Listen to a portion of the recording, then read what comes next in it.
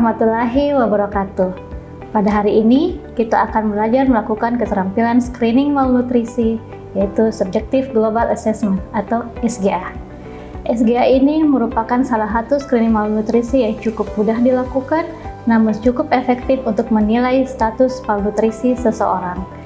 Pada penilaian SGA ada beberapa aspek yang harus dinilai. Yang pertama adalah asupan nutrisi, yang kedua adalah perubahan berat badan, yang ketiga adalah gejala gastrointestinal, yang keempat kapasitas fungsional, yang kelima menilai pembesaran fisis, yang antara lain adalah loss of subcutaneous fat, wasting, edema, dan asites. Dan yang keenam adalah menilai status metabolik. Sebelum kita melakukan pemeriksaan, maka wajib bagi kita melakukan cuci tangan terlebih dahulu. Kita akan mulai melakukan screening malnutrisi SGA. Selamat pagi Bapak Faisal. Pagi, Dok. Baik, saya akan melakukan beberapa pertanyaan kepada Bapak ya. Baik, Bapak, apakah Bapak ada penurunan nafsu makan belakangan ini? Iya, belakangan ada penurunan nafsu makan. Oh, sudah ada penurunan. Sudah sejak kapan dirasakan? Kurang lebih 2 minggu. 2 minggu ini dirasakan menurun, Dik. Apakah makanan yang Bapak makan itu tetap dalam bentuk makanan padat atau ada perubahan konsistensi seperti misalnya berupa bentuk bubur atau bubur saring? Iya, dalam 2 minggu terakhir ini kebanyakan makan bubur. Jadi hanya bubur saja dalam 2 minggu ini, Dik? Baik. Apakah dirasakan jumlahnya itu menurun atau tetap sama saja dengan jumlah makanan yang Bapak makan seperti biasa? Jadi ada perubahan, cuma dirasa belum cukup. Oh, sudah sedikit perbaikan dari sebelumnya, Dik, tapi masih belum dirasakan cukup. Oke. Bapak berat badannya sebelumnya Bapak tahu berapa? Sebelumnya itu kalau nggak salah 50, Dok. 50 kilo. Iya. Tadi sudah ditimbang berat badan Bapak 45 kilo ya. Berarti ada penurunan sebesar 5 kilo. Sudah sejak kapan Bapak merasakan ada penurunan berat badan ini?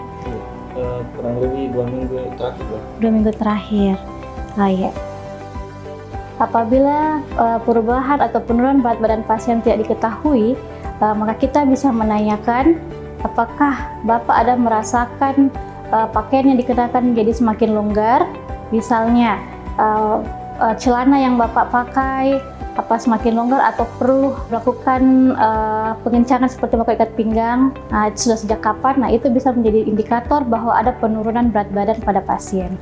Bapak, apakah dalam 2 minggu terakhir ini Bapak ada merasakan keluhan gastrointestinal seperti ada mual atau ada muntah, apa ada diare atau ada sulit menelan? Iya, Dok, ada sulit menelan kalau mau makan, Dok. Ada sulit menelan. Apakah keluhannya itu semakin memberat atau tidak saja, Pak? Semakin memberat, Dok, karena tiap makan harus menelan sedikit-sedikit. Menelan hanya bisa sedikit-sedikit. Dan ini keluhannya dirasakan sejak 2 minggu ini? Iya. Oh iya, baik Pak. Kemudian, apakah Bapak ada kesulitan dalam melakukan aktivitas sehari-hari?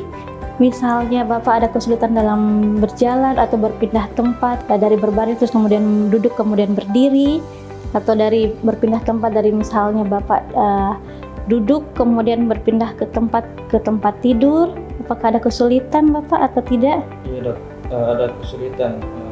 Biasanya harus dibantu dengan kursi roda, Dok. Oh, jadi untuk berpindah tempat harus dibantu. Sejak kapan Bapak rasakan keluhan ini?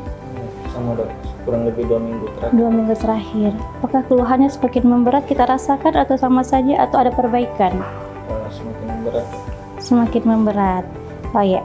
Oke, baik Bapak. Selanjutnya saya akan melakukan pemeriksaan fisis untuk menilai status nutrisi Bapak. Ya, apa boleh dibuka kancing bajunya Bapak untuk saya melihat rongga dada Bapak dan perutnya?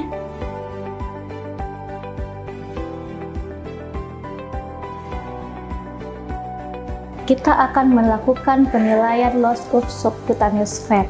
Ya, baik. Di sini kita akan melihat rongga dada pasien atau rongga toraks ya. Kita lihat dari subcutaneousnya.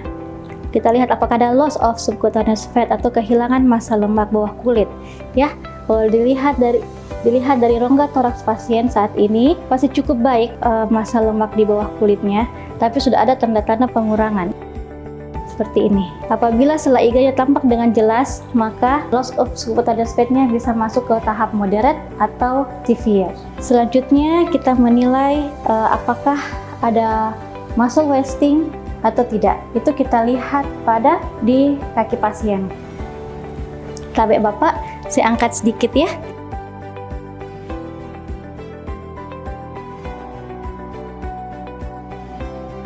Kita lihat apakah ada pengurangan massa otot atau tidak. Baik, di sini kita lihat sudah ada tampak sedikit muscle wasting, begitupun di kaki yang satunya. Nah, selanjutnya kita melihat apakah ada edema atau tidak dengan cara melakukan pitting edem. Ya. Tidak ada pitting edem pada pasien. Selanjutnya kita melakukan pemeriksaan ASI test. Dari inspeksi kita sudah melihat bahwa tidak ada penumpukan cairan pada rongga abdomen pasien. Namun untuk memastikannya kita bisa melakukan teknik pemeriksaan ASI test. Terima kasih Bapak. Kita sudah melakukan pemeriksaan fisik. Pakaiannya Bapak bisa dikenakan kembali. Demikian pemeriksaan penilaian malnutrisi screening SGA. Selanjutnya kita akan merangkumkan hasil pemeriksaan tadi.